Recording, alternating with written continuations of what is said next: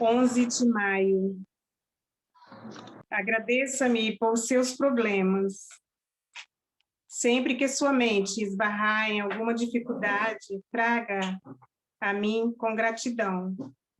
Depois, peça que eu lhe mostre a minha maneira de lidar com a situação. O próprio gesto de me agradecer liberta sua mente desse foco negativo. À medida que você volta a sua atenção para mim, os problemas se tornam insignificantes e perdem a capacidade de surpreendê-lo. Juntos, podemos lidar com qualquer situação, encarando-a de frente ou deixando-a de lado para que seja resolvida mais tarde. A maioria dos problemas que angustiam sua mente não se refere ao presente, mas ao futuro. Por isso, tiro o problema do hoje e o deposito no amanhã, onde seus olhos não podem vê-lo. No lugar dele, dou-lhe a minha paz. Vamos mentalizar a presença do Mestre Jesus.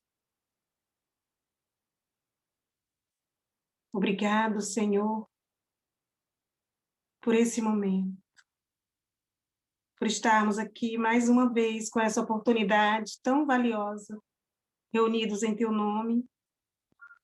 Por isso agradecemos por tudo. São tantas bênçãos, Senhor. São tantas vezes que nos abençoou, que nos protegeu e amparou. Pedimos que continue conosco, nos fortalecendo na fé, para que possamos estar sempre confiantes que esses desafios, esses problemas, são tão pequeninos diante do Teu amor por nós. Abençoe o nosso estudo, nos ajude a entender bem a Tua palavra e também a colocar em prática. Queremos ser Seus seguidores e precisamos do auxílio divino para não cairmos nas ilusões, nessas tentações que nos afastam de Ti.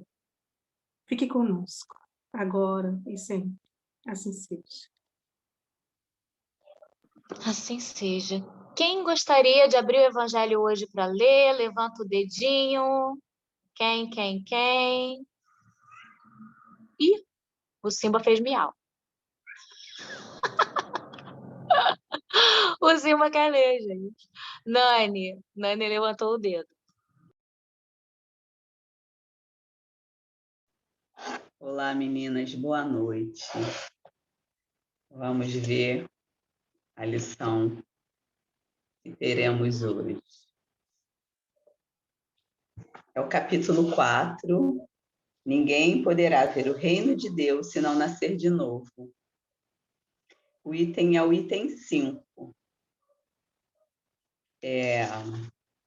Acho que dá para começar daqui, né? Porque o 4 fala da ressurreição e reencarnação, o 5 é complemento. Posso ir lá? Então, vamos lá, capítulo 4. Ninguém poderá ver o reino de Deus se não nascer de novo, item 5. Continuidade da ressurreição e reencarnação.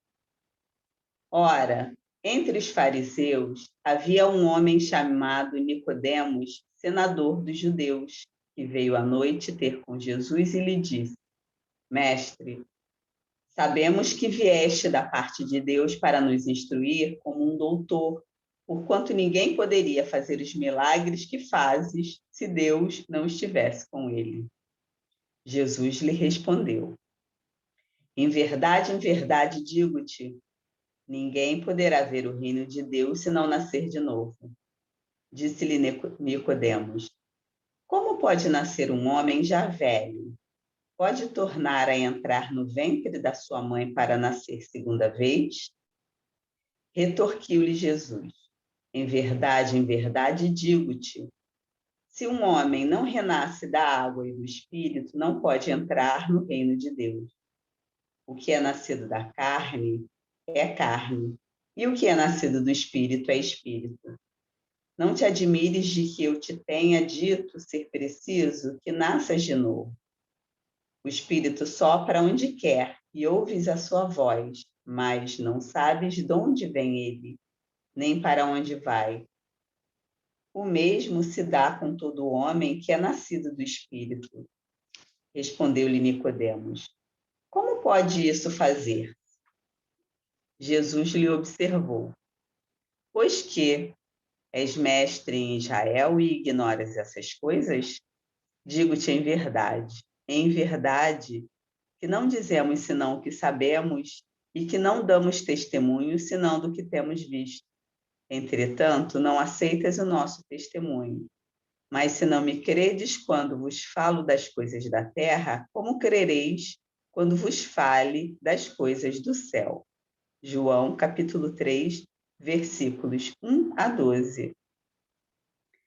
A ideia de que João Batista era Elias e de que os profetas podiam reviver na terra se nos depara em muitas passagens dos evangelhos, notadamente nas acima reproduzidas, itens 1, 2, 3. Se fosse errônea essa crença, Jesus não houvera deixado de a combater, como combateu tantas outras. Longe disso, ele a sanciona com toda a sua autoridade e a põe por princípio e como condição necessária quando diz: ninguém pode ver o reino de Deus se não nascer de novo. E insiste acrescentando: não te admires de que eu te haja dito ser preciso nascer de novo. Estas palavras, se um homem não renasce da água e do Espírito, foram interpretadas no sentido da regeneração pela água do batismo. O texto primitivo, porém, rezava simplesmente: não renasce da água e do Espírito, ao passo que, em algumas tradições, as palavras do Espírito foram substituídas pelas seguintes: do Santo Espírito, o que já não corresponde ao mesmo pensamento. Esse ponto capital ressalta dos primeiros comentários a que os evangelhos deram lugar, como se comprovará um dia, sem equívoco possível. Aí lá embaixo tem uma explicação sobre esse trechinho aqui. A tradução está conforme o texto primitivo, diz: não renasce da água e do Espírito. A de Sassi diz: do Espírito Santo. A de Lamennais, do Espírito Santo. A nota de Kardec podemos hoje acrescentar que as modernas traduções já restituíram o texto primitivo, pois que só imprimem Espírito e não Espírito Santo. Examinamos a tradução brasileira, a inglesa e a em Esperanto, a de Ferreira de Almeida, e em todas está somente Espírito. Além dessas modernas, encontramos a confirmação numa latina de Teodoro de Beza, de 1642, que diz: genitus et aqua et spirit, et quod genitum est ex spiritu, spiritus est. É, fora de dúvida, que a palavra santo foi interpolada, como diz Kardec. E continuando lá em cima no item 1. Para se apanhar o verdadeiro sentido dessas palavras, cumpre também se atente na significação do termo água, que ali não fora empregado na acepção que lhe é própria. Muito imperfeitos eram os conhecimentos dos antigos sobre as ciências físicas. Eles acreditavam que a Terra saíra das águas e, por isso, consideravam a água como um elemento gerador absoluto. Assim é que em Gênesis, capítulo 1, se lê: o Espírito de Deus era levado sobre as águas, flutuava sobre as águas, que o firmamento seja feito no meio das águas, que as águas que estão debaixo do céu se reúnam em um só lugar e que apareça o elemento árido, que as águas produzam animais vivos que nadem na água e pássaros que voem sobre a terra e sobre o firmamento. Segundo essa crença, a água se tornara o símbolo da natureza material, como o espírito era o da natureza inteligente. Estas palavras, se o homem não renasce da água e do espírito, ou em água e em espírito, significam, pois, se o homem não renasce com seu corpo e sua alma, É nesse sentido que, a princípio, as compreenderam. Tal interpretação se justifica, aliás, por essas outras palavras. O que é nascido da carne é carne, e o que é nascido do espírito é espírito. Jesus estabelece aí uma distinção positiva entre o espírito e o corpo. O que é nascido da carne é carne, indica claramente que só o corpo procede do corpo e que o espírito independe deste. O espírito sopra onde quer, ouve-lhes a voz, mas não sabes nem de onde ele vem, nem para onde vai. Pode-se entender que se trata do Espírito de Deus que dá a vida a quem ele quer, ou da alma do homem nesta última acepção. Não sabes de onde ele vem, nem para onde vai, significa que ninguém sabe o que foi, nem o que será o Espírito. Se o espírito ou a alma fosse criado ao mesmo tempo que o corpo, saber-se-ia de onde ele veio, pois que se lhe conheceria ao começo. Como quer que seja, essa passagem consagra o princípio da pré-existência da alma e, por conseguinte, o da pluralidade das existências. Eu vou parar aqui porque é bem extenso o texto, tá bom? Então, é bastante interessante. Agora eu estava lembrando que em outro grupo eu estou fazendo um estudo mais lá no início do Evangelho, e tem eu acho que é no resumo histórico, que fala que para a gente saber determinadas coisas, a gente precisa saber o significado de determinadas palavras, né? E aí eles vêm falando dos publicanos, do Nazareno, de todos aqueles povos, né? Que são judeus, mas de diversas tribos, né? E eu acho que tem alguns que não são judeus. E aí a gente vê a importância de saber a base, né? Porque se você pegar alguma coisa do meio, você pode até achar que você sabe de alguma coisa, mas fica faltando, né? Em determinado momento, a gente vê que fica faltando alguma coisa. E aqui, quando se fala de reencarnação e de ressurreição, nós já falamos algumas vezes, só para relembrar, quando fala de ressurreição, quando, por exemplo, uma pessoa que tem uma parada cardiorrespiratória morre por alguns momentos, é ressuscitado e volta, né? Ela morreu momentaneamente e voltou no mesmo corpo. Aí, sinceramente, eu fico até em dúvida não, olhando agora, não dá para ter dúvida, né? Porque a gente sabe que quando os laços se rompem, não podem mais ser restituídos, né? Quando aquele fio prateado ele é cortado, não tem mais como voltar, né? Então, no caso da ressurreição, na verdade, a gente pode afirmar que não houve uma morte efetiva, é uma morte aparente, né? Porque se houvesse a morte efetivamente, não haveria condição da vida voltar àquele mesmo corpo, o que dá o nome à ressurreição.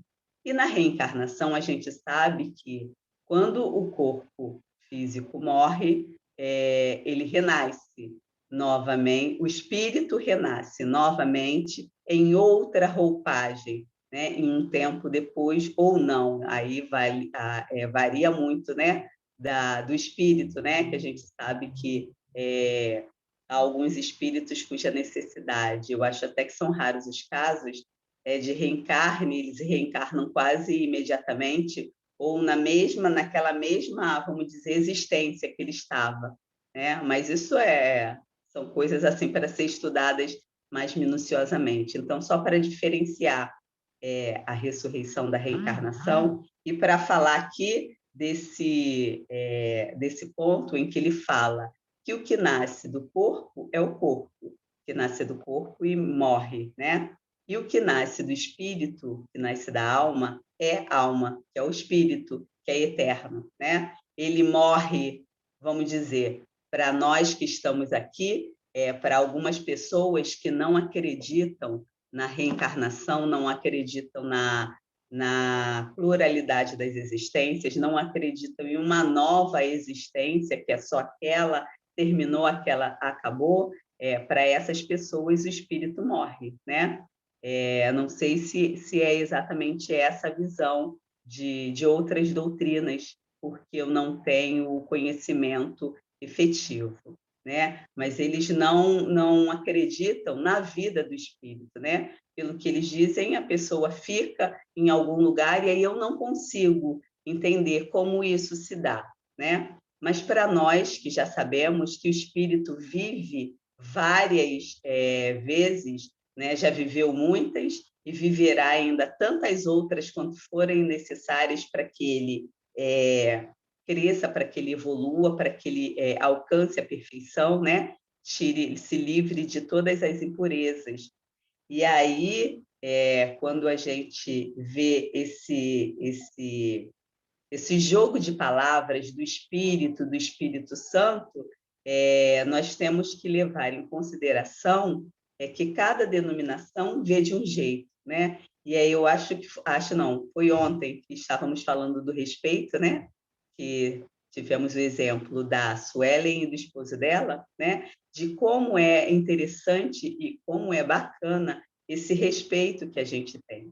Porque mesmo assim, quando nós temos uma informação que eles já não creem, né? Nisso, é legal até a gente saber, como ela muitas vezes disse que pergunta ao marido dela, mas e aí depois?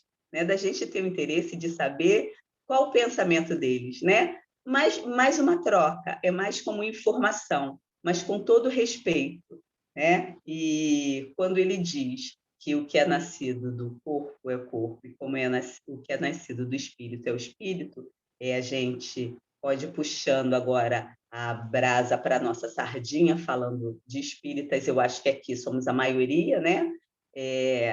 Lembrando que o corpo nasce do corpo e perece. E o espírito, ele é imortal. Ele parece estar morto, né? Porque aí nós não vemos e ainda tem essa crença da gente só crer naquilo que a gente vê. Daí a dificuldade, eu acho que muitas vezes, de acreditar em Deus, né? Porque a gente não consegue dimensionar que é Deus, né? E aí cada um fala de um jeito, né? Cada um vai colocando o exemplo que lhe cabe, mas eu acho que surge aí a dúvida de muitas pessoas, né? Mas o que é? Né? A gente ainda tem a necessidade de ver e de tocar, né? E quando a gente não vê, quando a gente não toca, a gente fica com dificuldade de entender. Então, eu acho que eu não sei se eu me fiz entender, mas eu espero ter contribuído de alguma forma com o estudo de hoje. E se alguém quiser me ajudar mais e ajudar o grupo, eu já agradeço. Lívia, você anda tão caladinha, Lívia. Não é nada não, é que eu estou mais, né? Quero ouvir mais. Mas a Nani foi falando, né, dessa questão, né, que está falando hoje no texto, fala de diversas traduções, né? E eu lembro que eu nasci, né, no berço espírita, mas minha mãe também me colocou no catolicismo, né, para eu poder escolher, né, para ter a mente aberta, né, poder escolher, seguir o meu caminho, né, para não só impor, né, uma doutrina, uma religião. E na época eu lembro que no catecismo tal, a gente com 10, 11 anos dava uma Bíblia imensa para a gente ler, né? E eu nunca, acho que nem cheguei a abrir aquela Bíblia, né? Porque criança, praticamente, a pré-adolescente, não liga muito. Eu fiz lá meu catecismo, deu tudo certo, enfim, e segui a doutrina espírita. Aí, de um tempo para cá, depois que eu casei, que eu quis estudar mais, né? Entender mais sobre Jesus, enfim, o que acontece, né, na Bíblia, o que rola ali, vamos assim dizer. Eu falei, eu tenho que comprar uma Bíblia para mim, né? E aí eu fui pesquisar, né, preço, marca, essas coisas, né? E eu descobri que existe a Bíblia ACF, que é Almeida Corrigida Fiel, NVI, que é a Nova Versão Internacional, NTHL. Eu descobri pelo menos umas 5 traduções diferentes. Aí eu fui perguntar para o meu marido, né? Eu falei, mas o que é isso e tal? Aí ele é a forma da escrita, da tradução. A ACF é mais rebuscada. NTHL é a mais informal que tem hoje em dia no mercado, vamos assim dizer. Aí eu, caramba, mas então, hoje em dia no mercado a gente já tem inúmeras traduções, então quanta coisa não acabou sendo perdida, vamos assim dizer, no meio dos textos originais, né? É um livro de 2000 anos, né? Ou mais, né? Então, quanta coisa foi perdida, né? Eu pego hoje a minha Bíblia, a tradução é a mais simples, né, para eu entender melhor, e eu falo, nossa, quanta coisa deve ter sido perdida aqui. Então a gente tem que, por isso que o estudo é tão importante, né? A gente tem que se manter sempre atualizado, sempre, é claro que a gente não vai ser o maior entendedor de todas as traduções, tudo dos textos originais, não vamos ser isso, né? Mas pelo menos entender o que está, né, acontecendo ali para a gente conseguir contextualizar, né? Você vê em uma paginazinha do Evangelho quanta coisa ele já disse aqui, né? Do Espírito, da água, né? De tudo isso que é tão diferente, né? Uma coisa é você falar Espírito Santo, outra coisa é você dizer Santo Espírito. Então, olha como esse jogo de palavras, né? Muda tanto o sentido das coisas. Então, por isso que a gente tem que sempre se manter o máximo possível atualizado, né? Sempre o estudo, né, é essencial. A gente tem que sempre tentar ao máximo ler, tentar entender, ouvir o que outras pessoas também têm para dizer, né? Porque às vezes a minha visão não é a visão do outro, né? E vice-versa. E não que esteja errada a minha ou do outro, mas podem se complementar. Então, vai muito também disso que a gente falou até ontem, né? Desse respeito também, para a gente entender de fato, né? E entender que é um livro muito antigo e que a gente não pode levar ao pé da letra tudo que está escrito ali.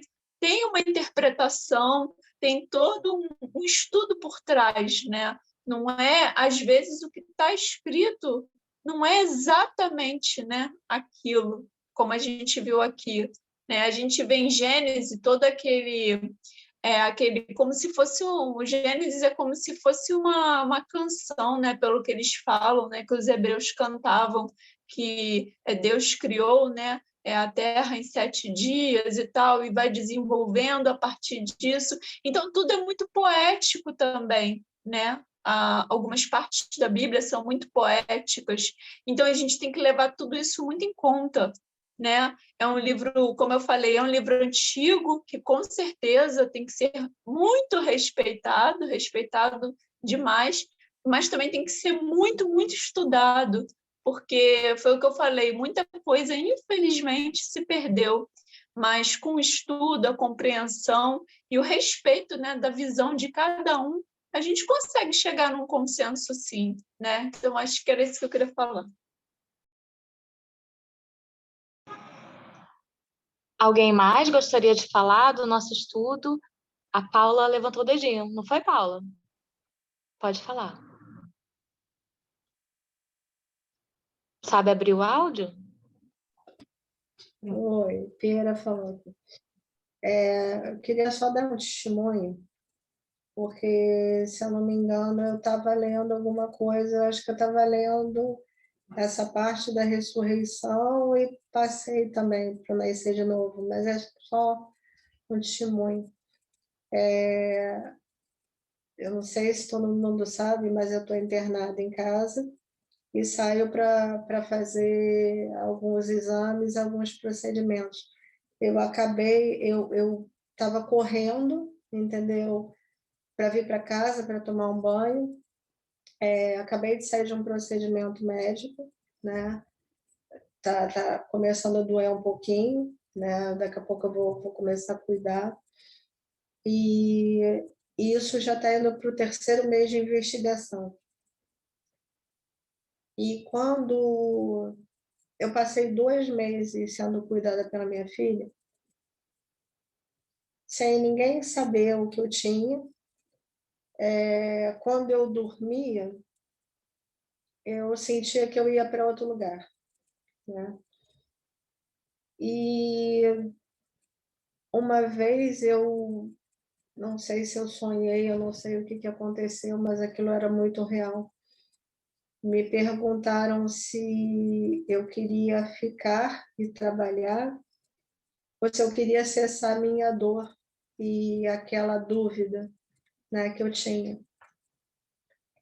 E aí eu escolhi ficar e trabalhar, mesmo com qualquer dúvida ou dificuldade que pudesse aparecer na frente. Quando eu vi a minha médica, depois de 2 meses, praticamente morta em cima de uma cama, né? Ela passou por mim e não me reconheceu, porque eu tinha uma febre de 40, não tive Covid, não era Covid, eu tive uma água na pleura que deu vários problemas no corpo todo. Eu não conseguia falar sem tossir, né? Eu tinha uma febre todo dia de quase 40, que tinha que ser controlada. Eu não conseguia respirar, muitas vezes só com oxigênio. Então, foram vários exames, foram várias coisas, ainda está indo aos poucos, mas agora eu estou falando com vocês, coisa que eu não fazia, né? Eu não falava nada. Eu não estou tossindo mais, a água na pleura não existe mais.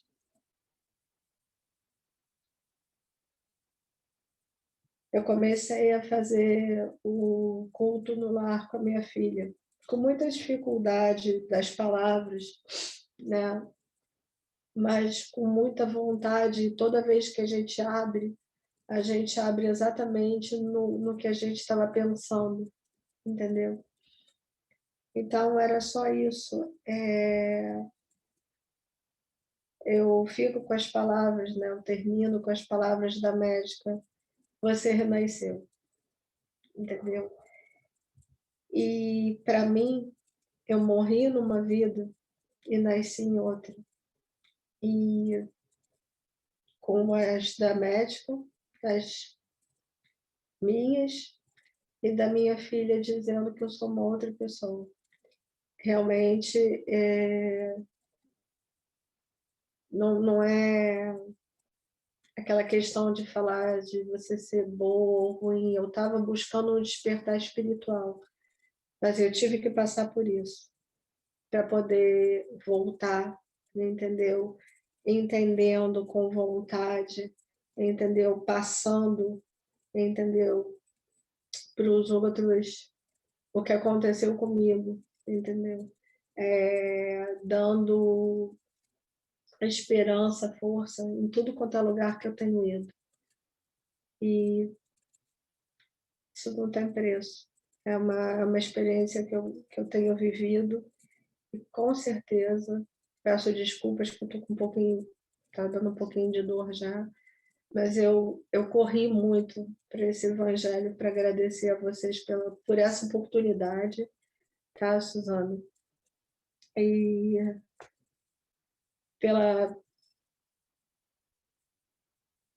por vocês terem rezado por mim, sabe? Por essa oportunidade que Deus está me dando novamente, que não vai ser em vão, né? Como eu escolhi trabalhar, entendeu? Pelo bem. Show. Graças a Deus. Só gratidão agora, só vitória, né, Paula? Nosso tempinho já tá no fim. Eu vou chamar a Nani, tá bom? Vem, Nani! Só pegando um ganchinho do que a Paula acabou de falar aí, às vezes a gente morre e renasce na mesma vida, né? Quantas pessoas que têm uma determinada vida e, de repente, por um motivo que pode ser um motivo variado para cada um, eles conseguem refazer essa trajetória e eles conseguem ganhar uma encarnação que antes era perdida, né? Então, que a gente aproveite bem essa chance.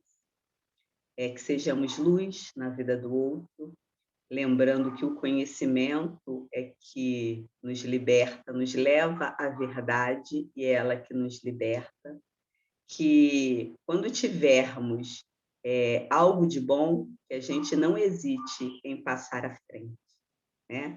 É muito bom quando a gente é abençoada com as palavras de alguém, quando a gente tem o conhecimento que o outro gentilmente nos cede. Que sejamos sempre luz na nossa caminhada e na caminhada daqueles que estão conosco ou estão perto de nós. Quanta luz nesse ambiente descendo sobre nós, vibrando em nossa mente.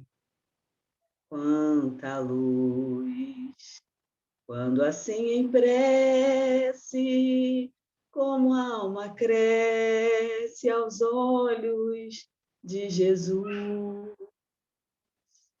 Quanta luz, quando em oração a voz do Mestre fala ao nosso coração. Quanta luz descendo sobre nós, quanta luz, quanta luz.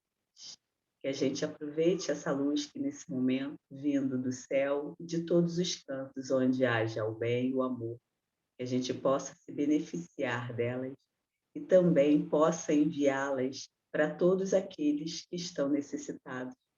Existem muitos que sofrem, nós não sabemos, às vezes estão ao nosso lado e nós não nos damos conta. Pedimos a Deus, a Maria Santíssima, ao nosso Mestre Jesus e a todos esses espíritos maravilhosos, esses benfeitores espirituais que estão a todo momento nos socorrendo, que nos auxiliem e que auxiliem todos aqueles que têm a precisão de receber essa luz, de receber esse amor. Que seja um bálsamo, seja um refrigério na vida de cada um. Só quem passa pela dificuldade sabe a necessidade que tem. E eles que veem tudo conseguem auxiliar de acordo com a dificuldade e a necessidade de cada um. Obrigada, Senhor, por mais um dia em nossas vidas. Obrigada pela oportunidade do estudo. E obrigada também por fluidificar as nossas águas e colocar nelas o remédio de que tanto necessitamos. Que sejamos sempre contigo, que tenhamos em nosso caminho muita luz. Quanta luz, quanta luz, quanta luz, quanta luz. Graças a Deus. Graças a Deus. Que lindo!